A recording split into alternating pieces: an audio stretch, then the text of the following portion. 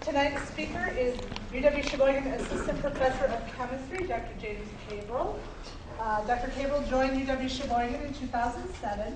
He holds a PhD in chemistry from the University of Minnesota Twin Cities. And he has an interest in researching how scientific information is used by and portrayed by the media. Thus, the topic this evening, vaccines, a discussion of skepticism and peer review. Dr. Kabrhel? Thank you. I realize this is a hot button topic, but I assure you that I picked this topic before everything that happened in California. In fact, that was asking me as I walked into the room today. So this particular topic is huge and wide-ranging. What I won't be doing today is telling you why or why not you should get a specific vaccine. That is for your medical doctor to do. I don't wish to go into a complete history of vaccines. A biologist would do a better job of that. I will talk about a few specific vaccines. I will talk about a few chemicals within vaccines. I want to talk a little bit about peer review and how scientists, medical doctors, medical researchers get materials published. So a little bit about the publishing process. And as was described in the introduction, how this particular information relates to the media and personalities, because we have a 24-hour news cycle these days. We have the internet. And those spaces need to be filled up with something. And we have our Kardashians. We have our football. I was just paying attention to things that were happening this week. By the way, I am not a Packer fan, I'm an Eagles fan, and something very big went down about a half an hour ago. And if I seem a little bit distracted, it's because I'm a very big football fan. I do like the Packers too. I have been to Lambeau Field. But to me, as a scientist and an educator, it's very important to be able to analyze how media is portraying science and the information that is contained. Because no doubt you have heard advertisements in morning radio, on TV about dietary supplements, sexual dysfunction supplements, vitamin supplements. Some of you may watch Dr. Oz or The Doctors on television. And I could certainly spend an hour talking about those two groups. And my students that are in the audience know this. What I want to focus on is vaccines for the moment. When I gave a lecture about the idea of something being chemical-free several years ago, originally I included a slide about vaccines because I felt like that was part of the discussion. Eventually I removed it in giving that lecture further times. But since we have to talk about now the measles. So, the measles outbreak, how bad is it? Well, at this point, the news cycle has already passed this discussion by. What are we talking about now? These days in the media, it's about Prime Minister Netanyahu's visit to Congress. That was this morning, I think. Or the beginning of baseball season. Watched my first spring training game today, online. So, we've already forgotten about this. We're already talking about the presidential cycle. I'll get back to that. It's only 2015. So, Disneyland. I have never been to Disneyland or Disney World, but these days you have to be careful apparently because the outbreak of measles was traced to Disneyland. Now, this is not to say that the patient zero of this came from Disneyland, but there has been found to be a spread of the measles via unvaccinated children who visited Disneyland at a specific time. And those of you that have been to big places like that, it's a breeding ground for germs. You get a whole bunch of people, particularly kids, in a small space. My son goes to daycare. I know what happens. Diseases everywhere. So, and I'm not sure of the number of states now that have been directly linked to that particular outbreak, but I think it's at least a dozen, all the way out to Colorado and Nebraska. People that were there at that time and thus traveled back to their homes. So, just measles by itself, and I haven't talked yet about any other vaccines, but there was a lot of discussion, particularly on blogs, that measles was not that bad. And that some people in California were having quote-unquote measles parties, where some child that's been exposed or has been showing signs, bring all your kids in, let's get them all sick, so then they won't get sick again from the measles. Apparently when I was younger, there were chickenpox parties. I was not subjected to this, although I do remember having chickenpox. It's not just a little rash. So this is from the CDC. 1 in 4 people who get the measles will be hospitalized. Keep in mind that this affects children more than any other group. 1 out of every 100,000 people with measles will develop brain swelling, encephalitis, which may lead to brain damage. And this is one of the biggest problems if you go back decades to measles outbreaks, was not necessarily the rash, it was the encephalitis because of the brain damage and death. So 1 or 2 out of every 100 people with measles will die, even with the best care. So this is not the common cold. This is serious business. And really, as a parent, it does really get me upset to hear people subjecting their children to, unvaccinated children or other unvaccinated children with the purpose of getting the disease. This is not about prevention. This is about giving them the disease with these statistics. So, we're talking about, in this case, unvaccinated children. Also that has been, and this goes back a few years now, but it sort of pops up here and there, is whooping cough. Pertussis. So if those of you that have taken children or know children that have gotten vaccinated, they don't call it whooping cough when they talk about the vaccine. It's pertussis, along with diphtheria and tetanus, DTaP or Tdap. So outbreaks have been increasing since the 80s. Now this is a case where it's not just because of lack of vaccination. At least that's what scientists believe. Partially traced to declining rates, at least since the late 90s, but also a decrease in immunity over time. So, those of you that have been getting regular checkups, you know that certain vaccines you're supposed to get boosters every 5 or 10 years. I think tetanus is the big one. Because your immunity to it does wear off over time, so you need to get a booster. Boosters to adolescents are now being suggested to further prevent whooping cough, these particular whooping cough outbreaks. So prevent outbreaks. And the larger the circle on these outbreaks, the larger the cases. And notice there have been a few in Wisconsin. And I've heard about them from time to time. Again, I'll play the parent card. When you hear about things like this, you can think, okay, I've had my child vaccinated, but what if? So what are vaccines?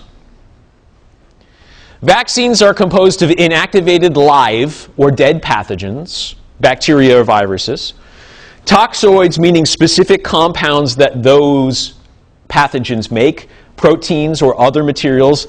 An umbrella term for this is an antigen, intended to begin or boost the body's ability to fight infection. So, some very important terminology here. Inactivated live. So if the material itself is live, it has been inactivated some way, meaning the mechanism for it to get you sick has been stopped. Dead pathogens, meaning it's the shell, and oftentimes it is just the cell itself that has been killed. Toxoids, meaning if that particular pathogen releases a chemical that is causing the problems, that chemical or something similar to it will be added. Related to that, proteins or other materials. So something is being injected that's causing an immune response. And that is the idea. To expose you to a weakened or dead form of a virus, of a bacteria, of something, so that your body can recognize it if you come in contact to it somewhere else. So, I had the chickenpox when I was little. I remember the bath and oatmeal. Boy, did I hate it. I remember the calamine lotion. These days, children get vaccinated for chickenpox. That same virus is what causes shingles. And how many shingles vaccine commercials do you see now on television? So, for people of a certain age, it's now not chickenpox, it's shingles. And I remember my parents having this discussion about getting the shingles vaccine, which they did. So, I have to think about, in another couple of decades, probably 2 decades, of getting the shingles vaccine, because I had chickenpox. But my son now is vaccinated against the chickenpox virus, so hopefully he'll never have to go through that mess. He can go through a half dozen other things, but not chickenpox. Cold every other week. So, to prevent yourself from getting a particular disease, that is, the vaccine provides a template for your body to recognize it and kill it before it causes any problems. Now, not only do you have these materials, but you also have other materials. Because this is, a type of medicine, you can think of it that way, it needs to be preserved so it doesn't go bad. It needs the ability to be injected in a proper way, or in certain cases with newer forms of the polio vaccine, in the mouth. So you have preservatives. So we have preservatives in anything. So if you think about anything that you consume today that was prepackaged, it had a preservative in it, so it could last on the shelf for a while. So one that I will talk about in detail a little bit later on is Thiomersal. Another one is formaldehyde, which is a very common preservative for many things. The term adjuvant is for compounds that help boost the immune response. So say you have a dead form of a specific pathogen. Your body may not recognize it enough for it to actually have an effect, and so adjuvants help with that. And one larger group of adjuvants is aluminum compounds. So I'll talk about that a little bit later too. So which diseases have vaccines? This is not an exhaustive list. I just wanted to give an overview. Measles, mumps, and rubella, MMR live, so a live attenuated vaccine, meaning the actual pathogens are still living, but they have been affected enough that they do not cause the actual disease. Diphtheria, pertussis, tetanus, this is Tdap or DTaP. Toxoids, so specific chemicals, and killed whole cells, depending on which of these three it is. The flu, we're told every year to get the flu vaccine. But the problem with the flu vaccine is that there are different virus strains. If you remember back a few years, particularly on this college campus, it was the H1N1, or the swine flu. And we were responsible for keeping track of attendance because of all the students who were missing class because they had the flu. Polio. If you look where polio is currently in 2015, in 3 countries only. And these are not part of the developed world. Hepatitis, A, B, C, and there's another one, I think it may be E. Again, different lines of the same type of virus. Chickenpox. Also smallpox. And by the way, smallpox does not exist except in a couple of labs. And that is under discussion right now. It was completely eradicated in 1978. The last known human cases of smallpox was 1978, the year I was born. And by the way, in researching about smallpox a little bit, the last two people who had the disease were researchers.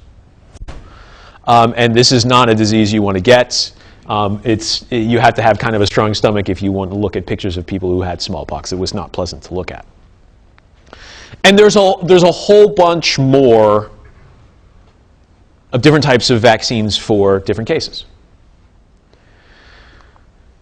So, typical but not very common side effects of vaccination. Inflammation of the injection site. Any shot that you're going to get is that you could have the potential for inflammation, a little bit of bleeding. Low-grade fever, Low grade, less than 100, usually less than 99. Exhaustion, headache, fatigue, mild rash, nothing major. And these are 1 in 20, 1 in 30, 1 in 50, 1 in 100, depending on the vaccine and depending on which one of these you may get. But I do remember getting a tetanus booster and having a weak arm for a couple of days. But that was it. So you can classify, I guess you could classify that under fatigue. Now, this is not to say that there are more serious side effects. There can be. So, nervous system damage is one that I was reading about. But incidence rate is less than 1 per 50,000 for most of these, and some of them are, you can count them on your hand in terms of per million people. So the severe side effects, and one of the things that you will read if you go into sort of the anti-vax language, websites, the blogosphere, people will say anecdotes of, I gave my child this vaccine and then this really bad thing happened. Well, there may have been a different reason for that very bad thing happened, or it could have been those 1 in a million chances. But if you look at statistics, with the most serious side effects here of vaccines, you're talking about you have a better chance of getting hit as you walk off the street, or a better chance of the Packers winning the Super Bowl. Which these days, it's a pretty good chance. Maybe I should say the Eagles, not so good. But, anytime you take a drug, and not just vaccines. I had to take an antibiotic recently, and I looked at the huge list of possible side effects. Some of them are mild, some of them, if you have an allergy, and you can have an allergy to something in a vaccine that you don't know. So anything can happen. You have to trust that the positives are going to outweigh the negatives anytime you have any kind of drug, any kind of medical experience. There is the risk associated. There is a risk of stepping out the door every day, of coming here. Especially this morning, if you were driving on the roads this morning. Fortunately, I had left Manitowoc after most of the snow had stopped, fortunately, but I heard a lot of stories. So, again, acceptable risk. And if you think about who we are vaccinating, who are we vaccinating most of the time? The little ones. Because you have to think about immune response. Now, one thing I want to mention before I get back to immune response is herd immunity. And this is one of the reasons why we have the possibility of eradicating diseases. Because if enough members of the population are immunized, the spread of the disease is either decreased or halted or eliminated, since the virus has few or no hosts to infect. So if there is a certain threshold that you can meet for people that are vaccinated, there's no way if an unvaccinated person gets the disease that it can spread to anyone else. It's when you cluster unvaccinated people together that you get outbreaks. And that's what happened in Disneyland. There was a cluster of children who were unvaccinated. So, before I move on, reasons that some children are unvaccinated. Well, choice, for one. 2, if the children have depressed immune systems and they can't handle even the dead or live attenuated pathogens. So there are reasons that some children would not be able to be immunized. Or allergies. So choice, immunosuppressed systems, or allergies are the 3 main reasons that children are not vaccinated. There is the discussion that I've had recently, and it's part of the reading too, that with breastfeeding mothers, they do transfer some immunity to the children if they are breastfeeding. Something that is always a constant discussion between breastfeeding and formula feeding. But that only lasts so far, and the immune response is only so much. So there is some protection from the mother, but it's not protection against everything, particularly if the mother wasn't exposed to certain pathogens. The other thing is that children are exposed to a significant number of bacteria and other pathogens during birth. And so this comes into a discussion, natural birth versus cesarean section, because there's been a huge increase in performed cesarean sections over the past couple of decades. It's become a choice, depending on who your doctor is. So, there is scientific evidence that natural birth provides extra immunity because children are exposed to quite a variety of bacteria through the birth canal. But that's also an interesting comparison, something I also read recently related to this subject. Children are exposed to more bacteria and other pathogens through the birth process than they will ever get with vaccines. Why do I mention that? Because one of the discussions about anti-vaccination is, well, you can't inject them with 4 at a time because their immune system will freak out. There is no scientific evidence for that fact. Children get exposed to more diseases, pathogens, bacteria, viruses on a daily basis than they would get if they got 4 vaccines at once. You know, and if you think about what I've been talking about through this discussion already in the first 20 minutes, I've already used personal references a couple of times, which I shouldn't be doing, because I'm doing the same thing that people on the other side would do to go against vaccines. I'm using personal anecdotes. I'm trying to affect you as an audience because I'm saying, I'm a dad. I would love to say that I did this on purpose, but I'm not. I'm a proud father and I like to use my own experiences. But I really shouldn't be doing that in a discussion that I'm trying to keep scientific. So I apologize for that. So, one preservative, and this one has caused, I would argue, the most controversy. This is Thiomersal. It's a preservative, and it's a very well-known, studied antiseptic and antifungal agent. So it's used to prevent bacteria growth, other bacteria growth, for injectable drugs. So, not just vaccines. So a lot of the discussion about Thiomersal is related to vaccines, but other injectable materials contain this preservative, but you don't hear about those. So this is the chemical structure of Thiomersal, and I won't give you a full chemical description here. What I want to point out is this particular atom that is a mercury atom. The elemental symbol for mercury is Hg. And those of you that have may in your younger days been in a chemistry class where the instructor has played with liquid mercury, you know it's a silver metal. But it can form bonds, in this case with a carbon atom here and a sulfur atom here, and form other structures. So this is not mercury metal. In fact, most of the mercury that exists in the environment is not mercury metal, it's mercury in the form of other compounds. So if you hear about mercury contained within fish, it's in the form of other compounds where mercury is bound to other atoms. Now, one of the products of Thiomersal is ethyl mercury. This is an ethyl group right here, 2 carbons attached to the mercury. It does not bioaccumulate, meaning your body has the ability to process ethyl mercury and pass it through your system so that the mercury is not retained. It just goes out through your urine. This is important because mercury compounds have the potential to be toxic. You may have heard over the last decade or so that you have to keep your fish intake down, depending on the type of fish, because certain mercury compounds bioaccumulate in fish, and of course, Friday fish fry. Love Friday fish fry, and I'm not even from Wisconsin. I love Friday fish fry. But you really should keep the amount of fish you have in your diet in check, and that can be difficult for a couple of reasons. One, because fish generally are healthy protein, healthy fats.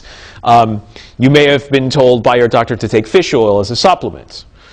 So I can assure you that fish oil is actually purified so it doesn't contain any mercury or maybe a very small amount. But from the fish itself, there is going to be some mercury contained within in the fish's system. But there's a difference. So I already said that ethyl mercury does not bioaccumulate. It passes through. Whether it's your system or a fish's system, it would just pass through. But the form of mercury for fish, for bioaccumulation, has 1 less carbon atom. Just 1. And that is a very, very subtle difference. but it makes all the difference in the world in terms of the ability of the body to process one versus the other. You can compare it to saturated versus unsaturated fats, now that we have all of that listed on our nutritional labels. And again, with nutrition, any advice you may get from a doctor or a dietitian, how much unsaturated versus saturated fat, your body processes them differently. Saturated fats usually end up right here. Unsaturated fats can be processed much more easily, chemically speaking and biochemically speaking. So, you don't have to worry about this mercury. But about 18 or 19 years ago, people freaked out about mercury in Thiomersal and said, this is what's causing problems. Get rid of it. And the FDA said, we don't need to get rid of it, it's fine. It's not causing these problems. There's no scientific evidence that said it was causing these problems. They removed it anyway because they faced public pressure. So if you ever hear about this particular compound and causing problems in vaccines, it doesn't. Because it's been removed from 95% of vaccines. In fact, I believe there's only one vaccine in the United States that uses it, and it's a form of the flu vaccine that is not very common. And it's used more in Europe. But there's very little thiomersal in vaccines anymore. Aluminum compounds. So this is the adjuvant. So aluminum hydroxide in particular is a substance that enhances the body's immune response to an antigen. So it helps your body fight. So when you get the vaccine, the adjuvant helps the immune response, so you don't have to worry as much. So aluminum phosphate and aluminum hydroxide are two common adjuvants in vaccines. And I remember this from 10 or 15 years ago, I think when I was in college. Because I remember my parents talking to me about getting rid of their old aluminum pans, of which we had a few of them growing up. And they said, well, it's connected to Alzheimer's. Except it isn't. There was one study once that said there may be a correlation between aluminum salts and Alzheimer's, but further study revealed that there's not any connection. But people got rid of all their aluminum pots and pans. In fact, I think a lot of people stopped using aluminum foil for a while. There is no connection. There has never been an adequate connection found between aluminum and Alzheimer's disease. So, the other thing is that aluminum salts are often present in over-the-counter antacids. So, milk of magnesia is a major one. Some of the solid tablets that you can take contain aluminum salts.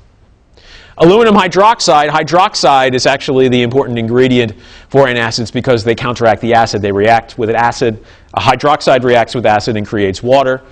But the aluminum salts are just passed through. You need a certain amount of aluminum as part of your diet. It's one of the minerals that has a function within your body.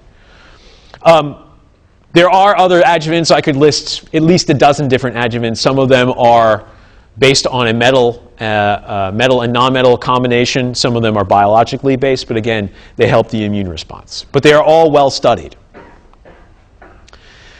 Now, I mentioned the Thiomersal. That particular controversy is based in part on this one, and this is the big one. This is why I am here today.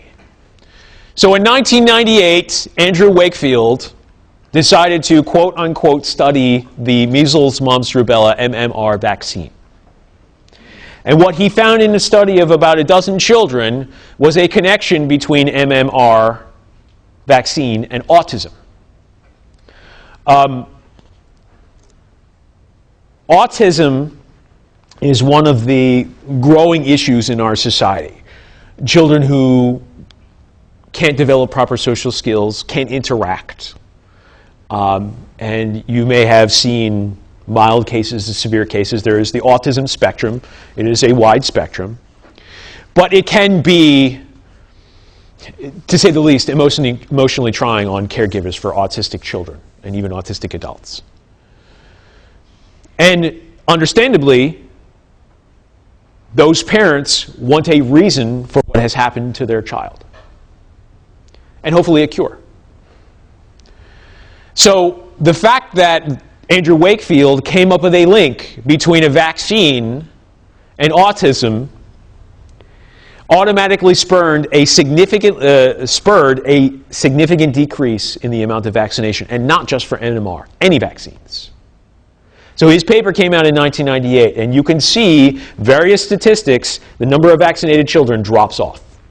Now, this is not from 90% to 0%. It was more like 90% down to the 70s or 60s, depending on the area, some places the 80 percentile. But it was significant. So, it was published in The Lancet, which is a very well-respected British journal, British medical journal.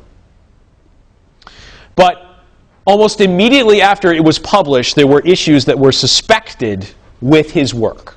For one, it was 12, I think it was 12 children. It may have been a few more, but it was a small number of children. His methods were questioned. The money he took was questioned.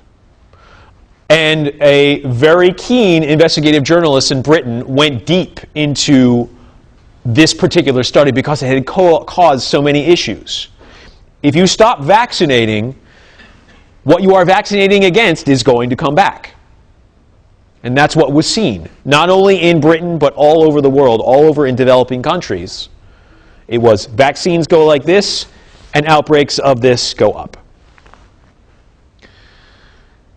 Eventually, it was found that he falsified data. Planned to develop a company that would take advantage of an MMR autism link before he did the study. He went into this with the idea of creating this link, and then he was going to profit from it. He received money in relationship to a lawsuit against MMR manufacturers, which amounted to more than £450,000. So this was about the money. And eventually it was discovered that it was about the money. So he was discredited, the paper was discredited, and it was eventually retracted.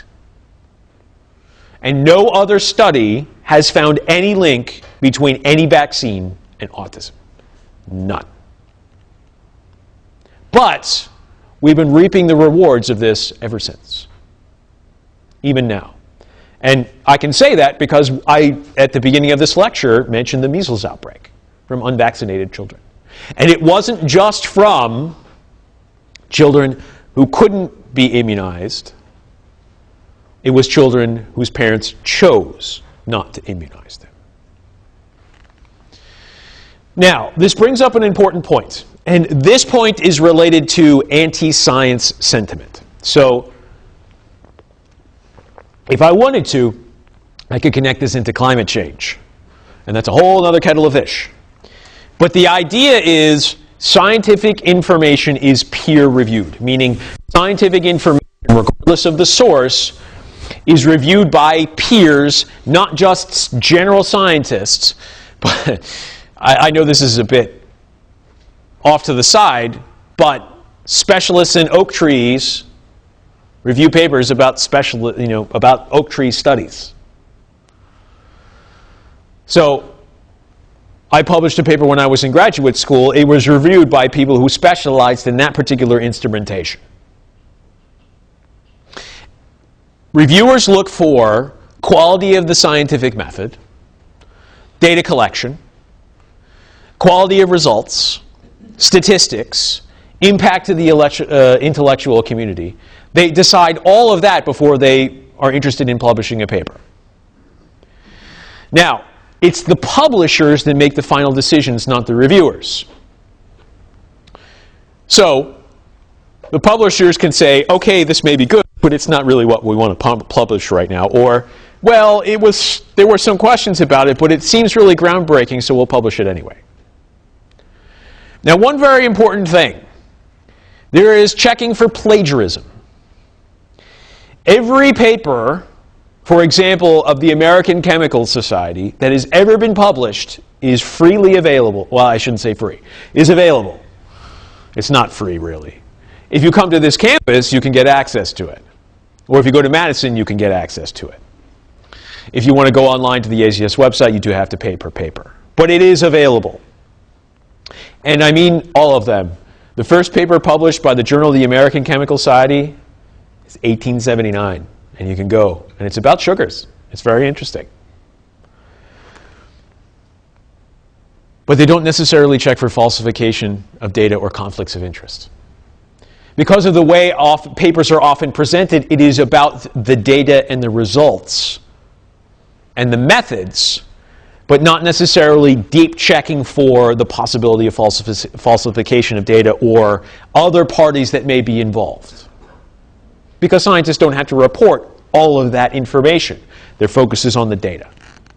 But if you dig deep enough, and if you are an investigative journalist and you want to get the scoop, you can find all of this stuff. The connections are out there. And that's what happened to Andrew Wakefield. His mistakes as a scientist and stuff that he chose to do in terms of being paid and trying to profit off the falsified data that he was creating, he paid for it. But he also hasn't recanted. He is sure and still lectures that there is a direct link between the MMR vaccine and autism, even though the general scientific community has completely debunked his work and they are united against him. So, who do you believe? Do you believe the general scientific community, the consensus of the scientific community, or do you believe Andrew Wakefield? If you're interested, I would leave it up to you to read. But it's a very, very interesting story. Now, because of Andrew Wakefield, we have the anti-vaccine movement. And they are strong.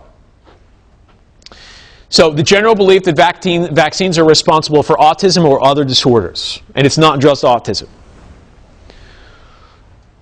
My son or daughter got this vaccine and all of a sudden this happened. And it was because of the vaccine. And if you go and look at some of these websites, it isn't just anti-vaccine. It goes further than that. Anti-governmental, anti-chemical, anti-GMO sentiments, anti-science in general. The information that you can find is from non-credited journals, blogs, and anecdotes for the large majority of that information. So, I talk about peer-reviewed information. Respected journals from not only the United States, but from Europe, from Japan, from India, where they have built-in infrastructure for research, and we're talking about University of Wisconsin-Madison level research, internationally respected research. So you can, if you are within the scientific community, you can trust that if you get a paper from Journal of the American Chemical Society, that the scientific information is valid. And this extends out to any discipline: physics, biology, biochemistry, astronomy, psychology, anything peer-reviewed within the scientific community. But there are journals now that are cropping up that do no review. None. There have been a couple of, and I wish they were satire, but they're not. Some people have taken it upon themselves to submit journal articles that contain nothing but profanity to certain journals to see if they will be accepted or not, and they are published. F you, F this, F that. That's the entirety of the article. And it's printed word for word in the journal. So has it been reviewed? No, it's just been put into a website. But you can find that. And this is the kind of non-credited journals that end up being referenced. So they have the names of journal of this, journal of that. But that doesn't mean that they are accredited journals, that they are respected, that they are reviewed. And I consider myself a member of the scientific community. I've written papers, I've read hundreds of papers, so I know what I'm looking for. But if someone who is just interested about the subject were to go on a website like this, think twice, and say, journal of this, well, it has to be respected, right? Does it? It's one of the reasons why I'm here.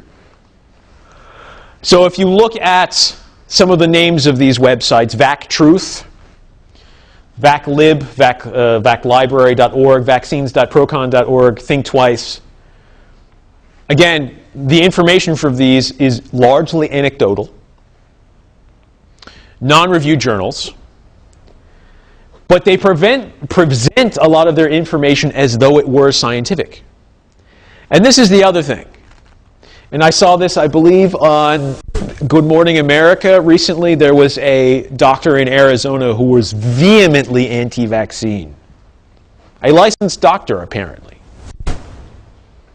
Someone who has likely read journals, has practiced medicine, and has come out against vaccines. And you may think, well, what does he know that these other doctors don't? Does he know something that all of these other doctors and scientists don't? I don't know.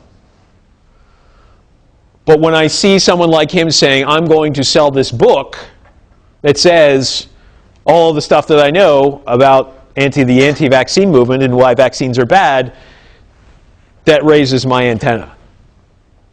For the same reason that it does with Dr. Oz and the doctors. Because you know what they're selling? They're selling a product. I'm not selling you a product. As much as I'd like to. I could use the money. I'm not selling you a product. What I'm selling you is information. And I'm not selling it to you. This is free. You even get refreshments in the back. But it gets worse. Oh man, I hate Jenny McCarthy. For one reason, she's not funny. She is one of the first celebrities that I can recall that took this anti-vaccine movement and ran with it. And by the way, profited from it. She's got at least 3 books out. And is connected to various websites that also make profit. Food Babe. Has anyone gone to the Food Babe website? If you don't want to admit it, it's okay. Because she's not just about anti-vaccines, she's anti-chemicals, period. Except when she's posting lists of chemicals without knowing it that are positive. But this is a website that is very, very anti-chemistry. And Bill Maher recently, he's an ass. So that's independent of this particular topic, but he's also an ass. But again, very, very, very anti-vaccine. So what they're using, if you read in enough to what they are saying, they are trying to put forth quote-unquote scientific information, again, from non-credited or discredited journal articles like Andrew Wakefield, and then personal anecdotes and beliefs. And one of the things in particular Jenny McCarthy does, she tries to make Andrew Wakefield look like a victim. He's a victim of the huge scientific community machine. They're out to get him because he's saying something that they don't like. Except the scientific community is saying, no, your study was flawed, your science is bad, that's why we're discrediting you. We're not trying to smear your name, we're trying to smear your science because it's bad. I promised myself I wouldn't get preachy, I'm getting preachy. Actually, I promised my wife I wouldn't get preachy, but I'm getting preachy anyway. It's because these celebrities, or quote celebrities, I would argue whether or not this woman is a celebrity, I don't think she is, but she's trying to be. They are using science to promote, they are trying to use science to promote, one, their own agenda, to make money.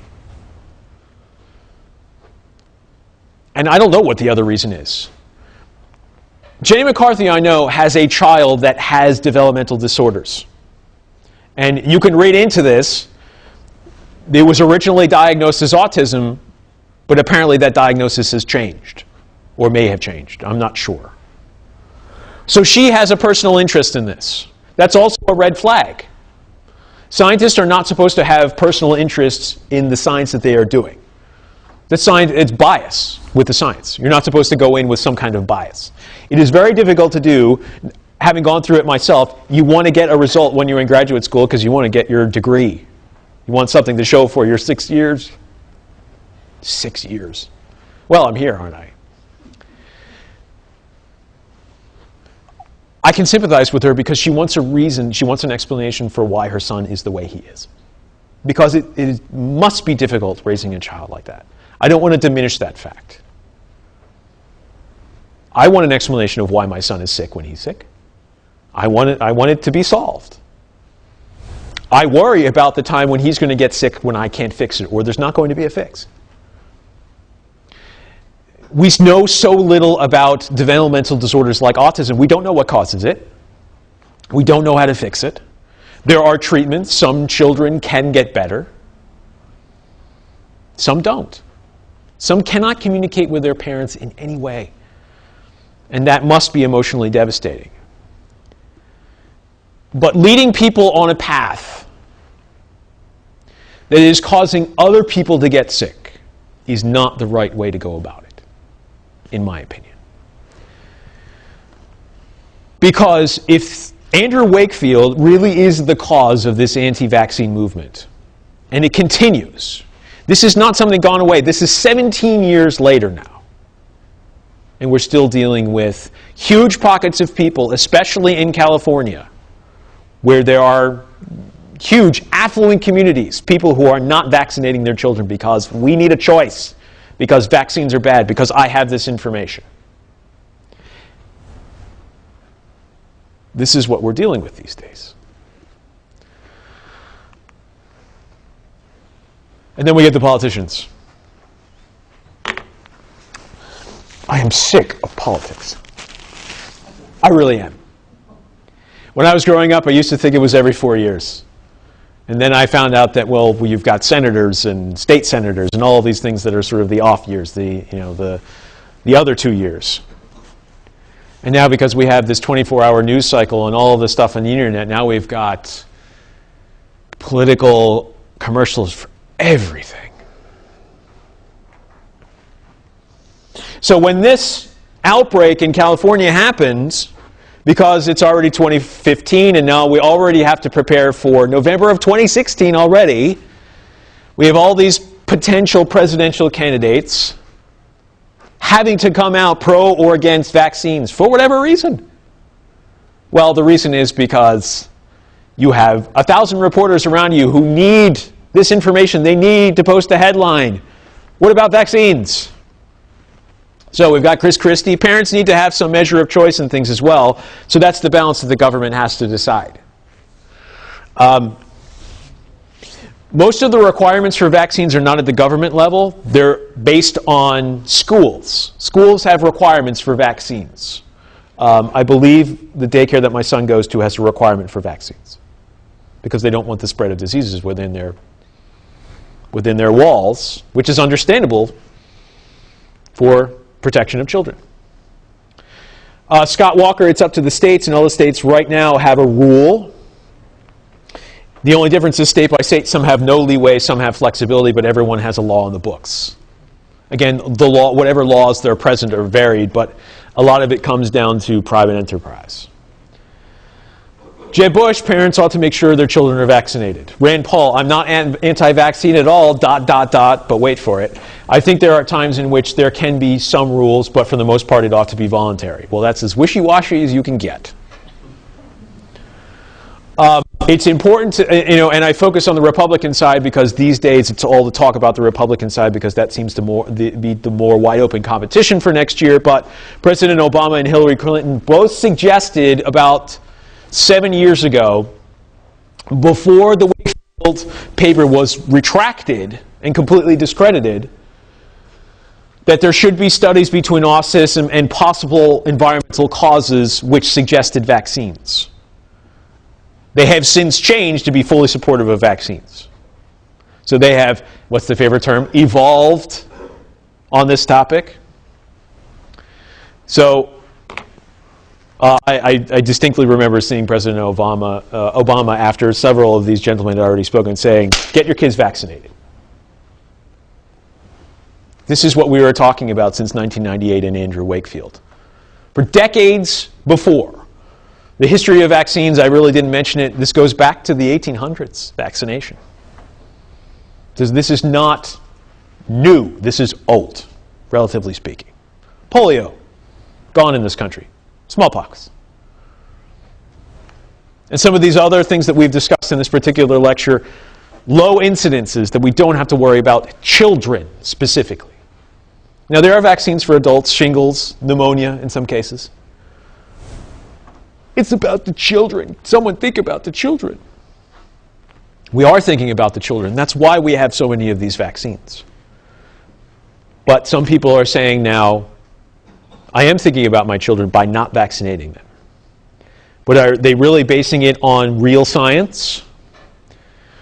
My answer to that question is they are not. Because the science that I have read says that there is no connection between vaccines and any significant disease or developmental disorder. Vaccines protect against diseases which they are designed to protect against. So measles, mumps, rubella, and so on and so forth. Now, one of the questions that I was already expecting is, well, what about the flu vaccine? Because we were told that the flu vaccine was 23% effective. I think that's the percentage that I saw against this year's flu outbreaks. Because the flu vaccine is a crapshoot, essentially. A well-educated crapshoot. Scientists, medical professionals who develop the flu vaccine on a year-to-year basis have to anticipate which strains are going to be active in the next year. They look at trends, so they have some sense. And some years they're very good at figuring out which of the strains are going to be active, and that means that the vaccine that year is going to be well protective. This year didn't work. But the flu vaccine, regardless of which strains, do offer some protection so that if you do get the flu, your symptoms may be less severe, so less hospitalizations, less death. So I consider the flu vaccine a little bit different because it's something that changes on a year-to-year basis. But the ones that I mentioned, Tdap, NMR, ones that children get in the first year or 2 years of life, those are well-studied, single pathogens that we are very sure that these vaccines are preventing. Now, there's one more thing I want to show you, and this is something that I developed for a course a few years ago, a BS meter. And mine is constantly active because I'm always on the internet or watching the news or something. And you have to have some sense of where the scientific information is coming from. So, all the way down at the bottom, I have scientific research. So I'm talking about what we would refer to as primary scientific literature, stuff that I would read in a journal article that I would get from the American Chemical Society or the Lancet, or something from the American Medical Association. And you can go all the way up to complete bullshit. Pardon my French. Nonfiction books, political articles, science fiction. One of the things that I haven't included in here that I have to update this, is blogs. Because there are a lot of people out here that just like to blog. Whether it's about politics or sports or science or this or that, there's some good blogs out there. But there are also some very, very, very not good blogs out there. And in fact, if you think about science fiction can often be on the lower end here. You see this? Where did you see it? Star Trek. And I'm not talking about the movies over the past couple of years. I'm talking about 1967. Communication devices. Of course, we've gone beyond the flip phone, most people, but communicator? Beam me up. By the way, rip Leonard Nimoy. I honestly haven't been affected by the death of a celebrity in a long time, but that one gets me. So, I implore you, whether you're talking to a family member, a friend, when you are listening to the TV, when you're listening to the radio, when you're looking online, do not immediately take anything that you read in terms of scientific information as law. And I mean this not just for the information that may be on the top end of this BS meter, but also on the bottom end. If I read something from primary scientific literature, I don't immediately accept it. But I make sure that I read it carefully and say, well, this study said this. Is there another study out there that may say something different? Because it's never just going to be about one study. So whether it's about vaccines, whether it's about climate change, whether it's about anything else, the term that you will hear is scientific consensus. The scientific consensus is that vaccines are safe, that protect our children from diseases that could kill them.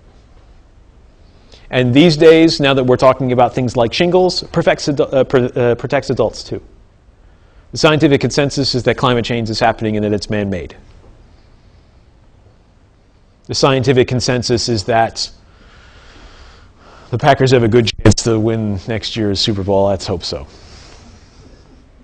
It'd be fun. I like Green Bay. The fans are great. Much better than Philly fans. We're jerks. So I've been told. So the people at Lambeau Field told me when they found out that I was a Phillies fan, Eagles fan. I wanted to end on a little bit of humor because I can know this would be a very serious subject for a lot of people. Whether you eventually will have a family, whether you have children that have families or grandchildren that are going to have families. This is a very serious topic because you're talking about the life and death of children. And it's important to have the right information and to make the right decisions. And hopefully I've helped out a little bit today. So thank you for coming, and I'll be happy to take a few questions.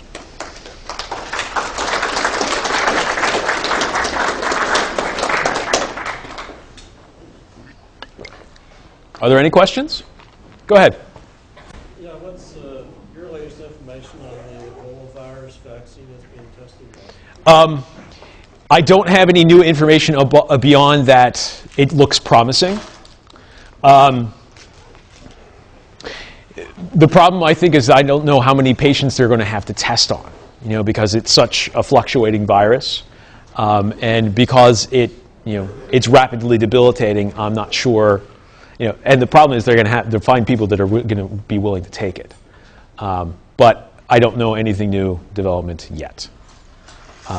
But that's different from a lot of viruses that are on this list because many of those viruses are airborne, transmitted airborne, and Ebola is not. It's only via bodily fluid contact.